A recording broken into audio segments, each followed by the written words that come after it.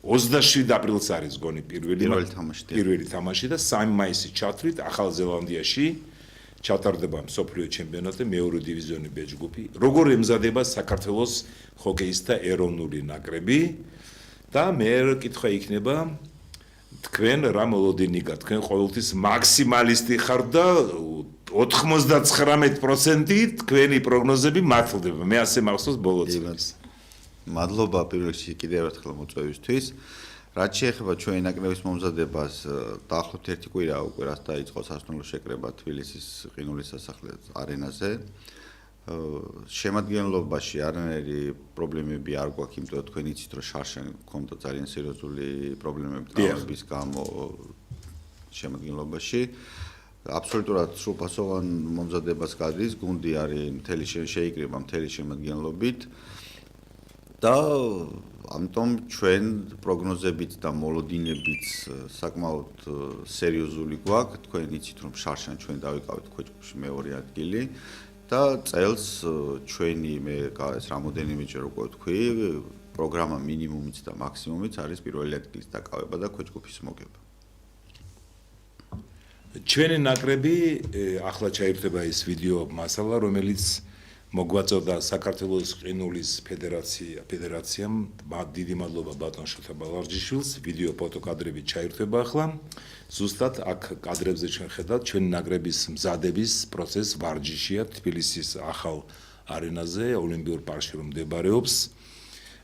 1-2 სიტყვით გაშალით ბატონ ზაზა. თავი ძნელი ჰოკეისტებიც რამდენიმე თუ საჭიროა, დებიუტანტებიც არიან როგორც მე ვიცი რამდენიმე. ბატონო, ესე იგი, რაც შეეხება უფრო დეტალურად, ყინულზე ვარჯიში არის დღეში 2 ჯერ, მათ შორის ფიზიკური მომზადებაც ხდება მათი.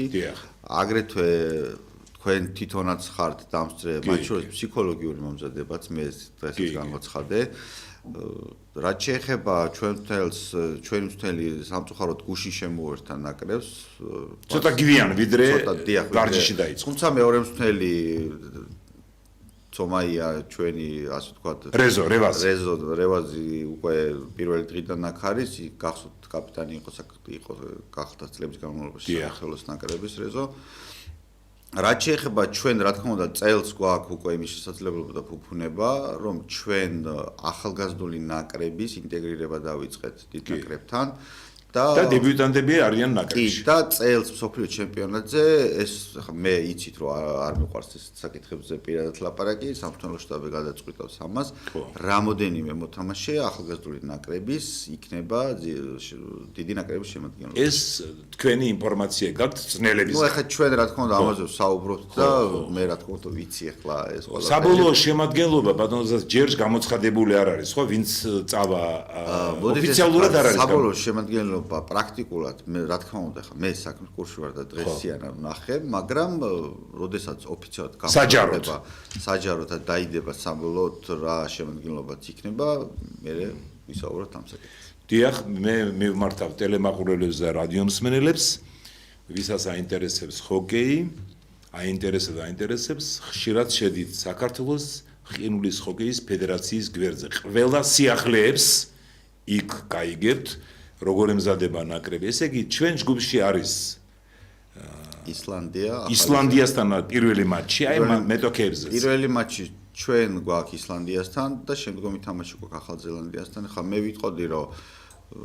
ალბათ ეს ორი თამაში ყველაზე პრინციპალური იქნება, იქიდან გამომდინარე, რომ ხა შარშან დანარჩენი იმ გუნდებისთვის, რომლებიც ჩვენ ჯგუფში არიან, პრაქტიკულად საკმაოდ დიდი ანგარიში გვაქვს მოგებული და ამიტომ ჩვენ ვიცით პრაქტიკულად ეს გუნდები როგორც რა დონეზეც თამაშობენ, თუმცა მე არ ვიტყოდი, რომ ჩვენ უნდა გაგვიჭირდეს ან ახალ ზელანდიასთან, ან ისლანდიასთან თამაში, იმიტომ რომ ჩვენ გუნდში წელს დამატებული არიან ახალი მოთამაშეები და ამიტომ ჩვენი გუნდი საკმაოდ უფრო ძლიერად გამოიყურება ვიდრე შარშანდელი გუნდი, თუმცა კიდევ ვიძახე შარშანდელ გუნდთან შარშანდელი ჩვენი მეორე ადგილიც განაპირობა არა გუნდის სიძლიერემ, არამედ ტრავმებმა, იმიტომ რომ ჩვენ პრაქტიკულად ბოლო თამაში, რომელიც და ჩვენ ცუდად დაგვემთხვა შარშან ბოლო თამაში იყო ყველაზე მნიშვნელოვანი ბელგიასთან და ჩვენ თამაშს ვიგებდით 2-0-ით და სამწუხაროდ დავმარცხდით 4-2, იმიტომ რომ რეალურად ჩვენ ის თამაში ვითამაშეთ 13 მოთამაშით.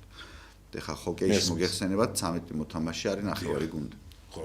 ანუ ჩვენ დაახლოებით 13-4 სერიოზული ტრავმა ჰქონდა, რომელიც სამწუხაროდ ჩემპიონატზე მოხდა. ესე იგი პირველი მატჩი ისლანდიასთან, შემდეგ ახალი ზელანდია, კიდევ არის ბულგარეთი, ბულგარეთი, ტაილანდი და ტაიპეი, ჩინეთის ტაიპეი, დიახ.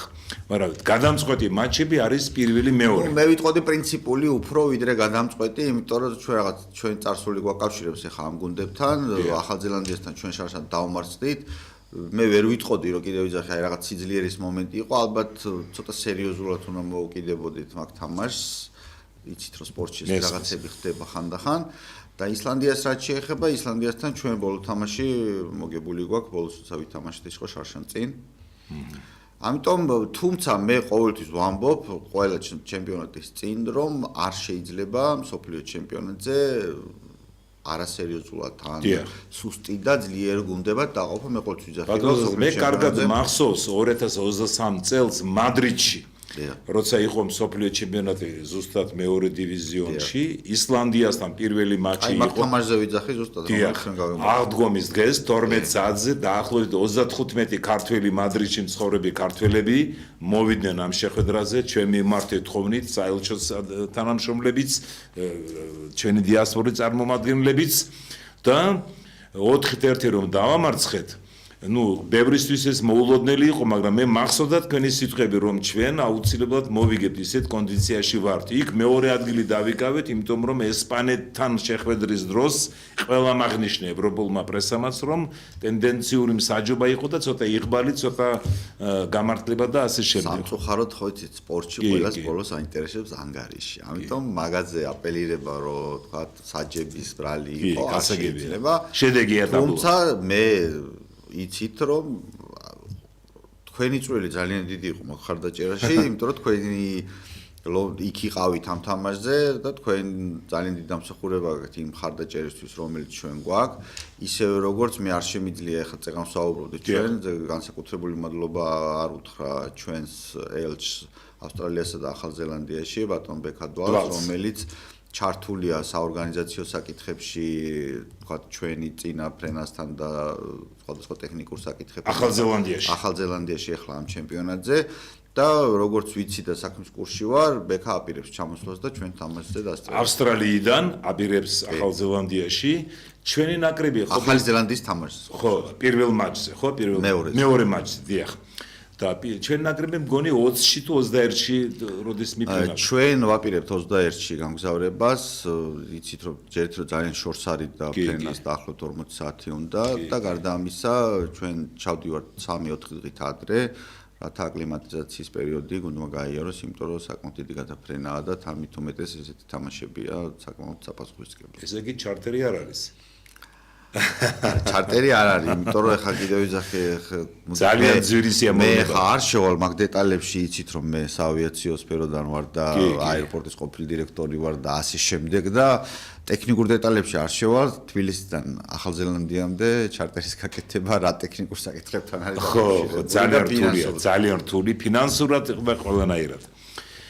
ახლა ზოგიერთი ტელემაყურებელი, ვინც შორს არის ყინულის ჰოკეისგან, იკითხავს ალბათ, როგორც სოციალურ ქსელებში, ბოლო წლებში ძალიან აქტიურად მიდის ყინულის ჰოკეის ჩემპიონატის, მატჩების შენაკრების საინფორმაციო კომპანია, ფედერაცია, ტელევიზიები, ქართული ტელევიზიები, მაგრამ ყოველთვის გამოჩნდებიან ადამიანები, ვინც იკითხავს ჩვენ ნაკრები ყავს, ახლა გასაგებია შორს არიან ისინი ყინულის ჰოკეისგან, 1-2 წუთით ბატონზაზა თქვენი ნებართვით ტელემაყურებლის რადიოსმენელებს შევახსენებთ, რომ ქართულ ჰოკეის აქვს დაახლოებით 66 წლიანი ისტორია. 1950-იანი წლების ბოლოდან პირველი ჩემპიონატი საქართველოს ყინულ ჰოკეიში გაიმართა 61-ში და 62-ში, პირველი ორი ჩემპიონატი. პირველად საქართველოს ნაკრები შედგა 1962 წელს, ის არ იყო ეროვნული საბჭოთა კავშირის შემადგენელი ნაწილი ვიყავით და 1962 წელს საქართველოს ჰოკეისტთა ნაკრებმა მიიღო მონაწილეობა საბჭოთა კავშირის სპარტაკიადაში, რომელიც გაიმართა ეკატერინბურგში, სვერდლოვსკი, იქ მოვიგეთ 2 მატჩი. ესე იგი, სომხეთს მოვუგეთ და ყირგიზეთს და დავიკავეთ მე-10 ადგილი 12 გუნდიდან. ნუ ახლა 2 მატჩი მოვიგეთ, დანარჩენები წავაგეთ. 70-იან 80-იან წლებში, 60-იან, 70-იან 80-იან წლებში საკმაოდ ახალგაზრდები განსაკუთრებით მიუხედავად იმისა, რომ არ იყო ეს არენა სტანდარტული, ტარდებოდა ეს მატჩები, ის შესანიშნავი გუნდი, ბავშვთა გუნდი პირველი მერცხალი, რომელმაც გაზარდა ის კოტე ბახვეტაშვილი, მე-20 საუკუნეში ყველაზე ცნობილი და წარმატებული ქართველი ჰოკეისტი, რომელიც 80-იანი წლების ბოლოს თამაშობდა CSKA-ში, ევროპის საუკეთესო კლუბში, იყო საბჭოთა კავშირის ახალგაზრდული ჭაბუკთა და ახალგაზრდული ნაკრების წევრი და თავად ვლადისლავ ტრეტიაკი, მსოფლიოში ერთ-ერთი უძლიერესი, მე-20 საუკუნის ერთ-ერთი უძლიერესი მეკარე, აღნიშნავდა, რომ ის არის ჩემი შემცვლელი და ასე შემდეგ.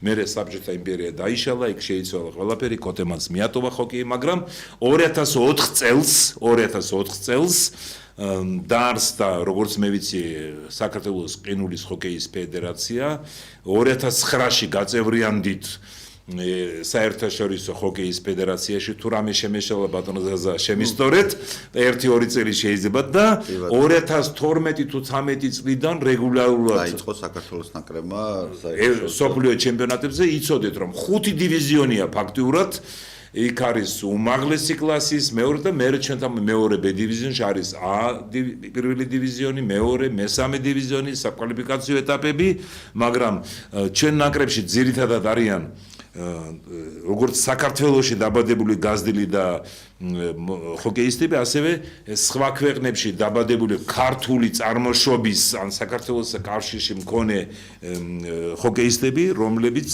თამაშობენ ჩვენ კლუბებში და არიან საქართველოს ნაკრების წევრები. მათ შორის ერთი არის წარმოშობით სოხუმელი, ვიტალი დუმბაძე, დიდი ხანია, 13 წელია თუ 12 წელია თამაშობს სოხუმელი, ის პირველი პლიადა, პირველი ახლაც აქ არის მე მაგს მიმოწერა, დუმბაძე, მისი მამა ფეხბურთელი იყო, ბაბუა მისი საკმაოდ ცნობილი ხალხი იყო სოხუმში, მანამდე ერთი სოხუმელი თამაშობდა კიდევ ოგანისიანი სოხუმელი ჩვენ ბიჭი ახლა თბილისშია თუ ბაკურიანში არ ვიცი, ის ძმასთან ერთად იყვნენ 2016-17 წლებში იმ ჩემპიონატებში. და იმედი გვაქვს რომ ჩვენ წარმატებით იასპარეზებენ და ბატონ ზაზას ბევრი საუბარი არ უყვარს, მოკლედ თქვა ჩვენ ვიბრძით გამარჯვებისთვის, ხო? გამარჯვებისთვის ამ ჯგუფში და იმედი გვაქვს რომ ჩვენი ჰოკეისტები ჩვენ გაგვახარებენ და კიდევ ერთი ბოლოს 17 აპრილს იმ ყინულის არენაზე ოლიმპიურ პარკში შედგება ნაკრების შეხვედრა გულშემატკივრებთან. 17-ში გვაქვს რაღაც ესეთი არაფორმალური შეხვედრა გულშემატკივრებთან და ყველა იმ ხალხთან, ვინც ჩართული იყო წლების განმავლობაში ყინულის ჰოკეიში, ან მის განვითარებაში, ან უბრალოდ გულშემატკივრები, ან მშობლები, აი ყველა იმ ხალხს, იმიტომ რაღაც ერთი ოჯახივით არის, ვისაც თქვათ სურვილი აქვს, რომ შევიკრიბოთ, გარკვეული მოსაზრებები წარმოთქვან ჩვენც, მოვისმინოთ, რა გეგმებია და რაღაცა ესეთი კომუნიკაციის ფორმა მოძებნა. ძალიან კარგი. დეტალები შეგიძლიათ ნახოთ საქართველოს ყინულის ჰოკეის ფედერაციის გვერდზე, აღნიშნულია დრო, სად ჩატარდება ეს შეხვედრა გულშემატკივრებთან. თბილისის ყინულის არენაზე 4 საათზე იქნება გეპატიჟებით სულ ყველას. დიდი მადლობა ბატონო ზაზა, ლაკონურად ყველაფერი ზუსტად გერმანულ-ქართულ უფასოა, ხო. ყველას ვეპატიჟებით, მთელი სულით და გულით ადგილი ყველასთვის არის. დიდი მადლობა ბატონო ზაზა. მანამდე გადაცემებში რამდენიმეჯერ მყავდა მე მიშო დავითაშვილი, გენერალური მდივანი ფედერაციის, რამდენიმე ჰოკეისტი, მათ შორის გოჩა ჯეირანაშვილი და ჩემპიონატის შემდეგ ის ნაწილი, ვინც დაბრუნდება საქართველოში, მთელი გუნდი თბილისში დაბრუნდება. და მე ფიქრობ, რომ თქვენი დახმარებით მოხერხდება 1-2 ჰოკეისტის და მსნელის მოწვევა. მაგას ჩემი დახმარებაც არ ჭირდება ბატონო თენგის, თქვენ სულ ყველას იცნობთ და ნებისმიერ დროს დიდი შეგიძლიათ. მადლობა ბატონო ზაზა, ძალიან დიდი მადლობა და მინდა გისურვოთ წარმატებები. ახლა არ ვიცი ქართველი გულშემატკივრები იქნებიან თუ არა ახალ ზელანდიაში, სულ რამდენიმე ოჯახია ქართველების და ხო, საკმაოდ რთულია, იმიტომ რომ ჩვენ არ თამაშობთ ცენტრალურ ქალაქში, არ არის ეს თამაშები, ხო, ეს ქალაქია, ეს თამაშები იქნება ქალაქ დუნედინში, რომელიც საკმაოდ დაშორებულია კიდე ოკლენდიდან, ანუ ეს დედაქალაქი და დიდ ქალაქებზე არ არის საუბარი. კი, დიდი მანძილებია იქ, ხო, კუნძულები. ხო, ამიტომ მაგის იმედი დიდად არ გვაქვს, რომ ქართველი გულშემატკივარი გვეყოლება, თუმცა რაღაცა ჩვენი მცირე იცით, რომ ხო, დელეგაციის წევრები საკმაოდ დიდი შემადგენლობითაა და ჩვენ საკმარისი ვართ მაგ კუთხით და პლუს კიდევ რამდენიმე ადამიანი, რომელიც თქვა დელეგაციაში იქნება და მე წეგან აღნიშნე, რომ ჩვენი ელჩი აპირებს ჩამოსვლას. კი, ბეკადვალი, ავსტრალიაში. დიახ, თავის ოჯახთან ერთად და მოკლედ რაღაც გულშემატკივრების ჯგუფი მაინც გვეყოლება. კი, ძალიან კარგი, ძალიან კარგი. დიდი მადლობა ბატონო ზაზა.